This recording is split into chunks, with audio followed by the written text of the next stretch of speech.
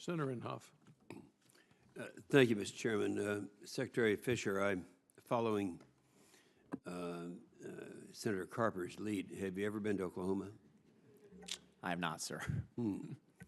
All right. Well, we may have to correct that because we have some specific problems in Oklahoma that we've been working with the Corps, and I think we've sent letters to the Corps and the OMB on the importance of prioritizing New Start programs for some of our levee system that we have.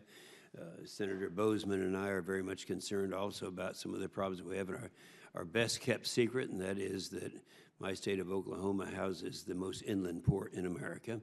And we do have ships, barges coming up and down, but Senator Bozeman and I are very much concerned about the condition of the locks and the dams. And we've been talking about that for a long period of time. And I would hope that we would be able to address this as we look at the fiscal 19 budget as well as the fiscal 18 work plan. So just keep that in mind, and any comments you want to make about that at a later time would be fine. In the WRDA bill in 2007, that was 10 years ago, I authored Section 3134, creating an innovative program for lakes within Oklahoma and elsewhere in America. This has been a contentious subject for a long time, and we've had quotes from various people that have been in the Corps for a long period of time saying, we're not in the recreational business, we're not going to be involved in that. However, they are involved. Anyway, just to make sure there's no question about that, I added language at that time 10 years ago, and we actually, in the WIN Act more recently, removed the sunset provision to ensure that lake development innovation can be pursued by the Corps and used in other districts too. While we've seen a couple of truly great developments, and we have in Oklahoma, we've unfortunately been told that Congress did not provide the Corps with any additional authorities needed to actually be innovative. Now, General Simonite, do you agree with that statement? Sir, it was made on behalf of the Corps. I mean, just a quick answer is fine. we definitely want to be as innovative as we can. I'm not convinced that there's a funding piece there, though, that I can necessarily put my arms around. Okay, now, this is what I'm going to ask you to do, because I can't find out what it is that we didn't do to give you the authority to do it. So I'd like to maybe get a report from you or someone you can have them address this subject, say, in the next week or so. Let us know what are the obstacles out there, because I can't find them.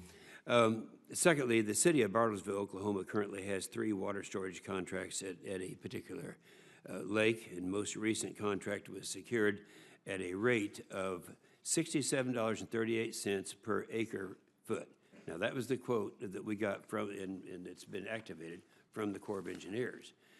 Now, it's a growing city. They've got problems over there, and they've actually increased their use by 100%, and they really can't do much more. However, they just tried to get another quote from the Tulsa District Corps of Engineers, and that quote was $997 per acre foot.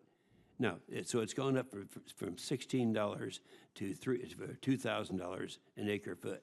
And obviously, that's something that can't be provided.